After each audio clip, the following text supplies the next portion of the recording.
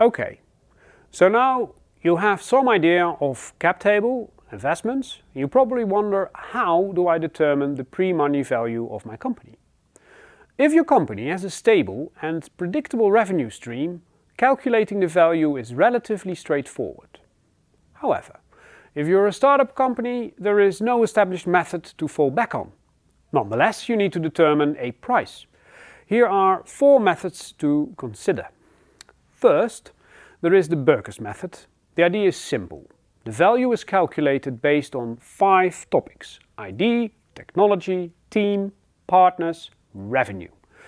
Each topic is separately valued between 0 and 500k, non-existing is 0, completely ready is 500k. This leads to a maximum worth of 2.5 million. Not ideal, but it gives you a basis to discuss the price on. Our next example is a bit of an odd one, but good to know, the venture capital multiple. It's odd because you will not discuss this method with a potential investor. This method is a rough calculation that investors might do to check if your numbers add up. With this method, you check the exit values of similar companies as yours and the exit goal of the investor. With a few assumptions, you can estimate the price you can set for your company.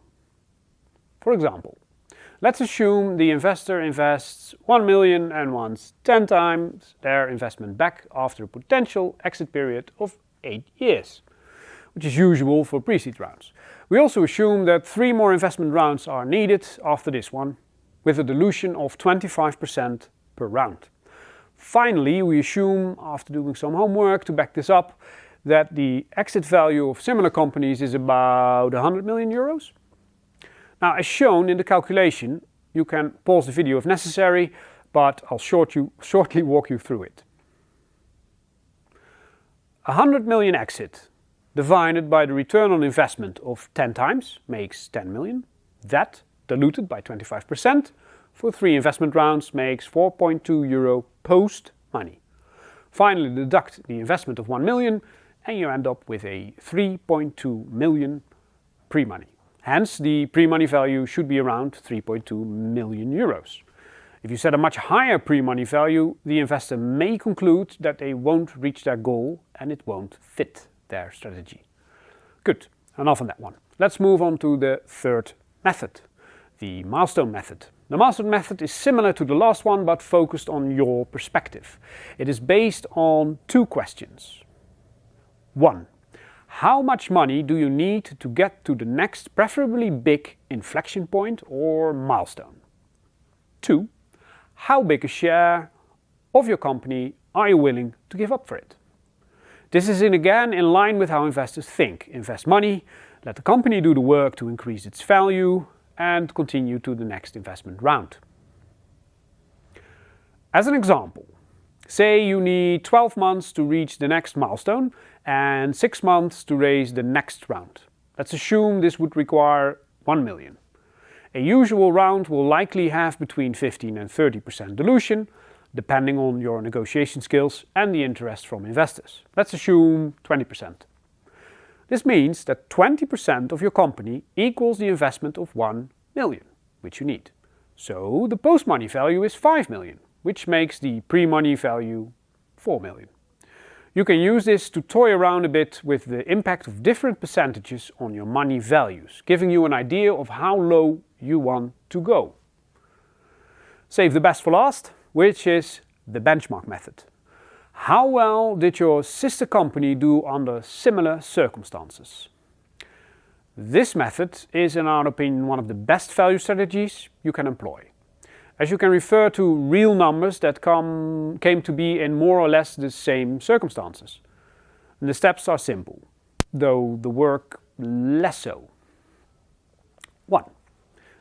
First step is to calculate the range of your goal pre-money.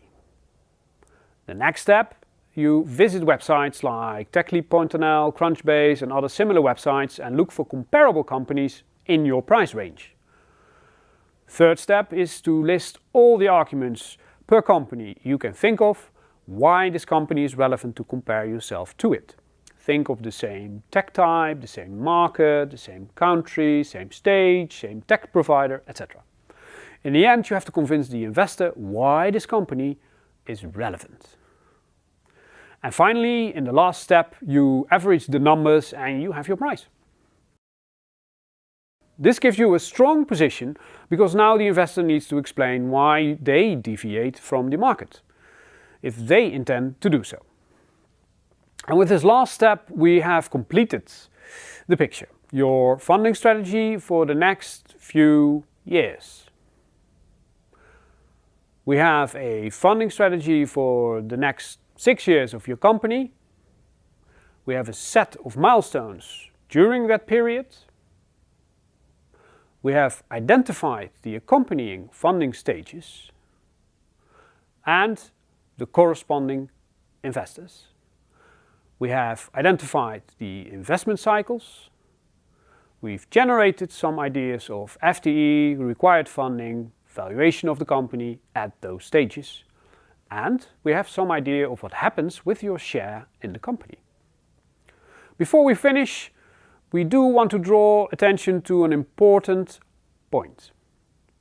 When you are doing these exercises, please focus on the value and not on the percentages. If you need to dilute a lot, but your company's value increases exponentially, it might just be worth to do so. In the end, after all, you're better off owning a little part of a lot than a big part of nearly nothing.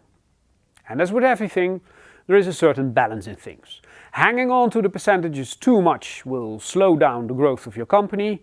Letting them go too much will increase growth but might impact your involvement.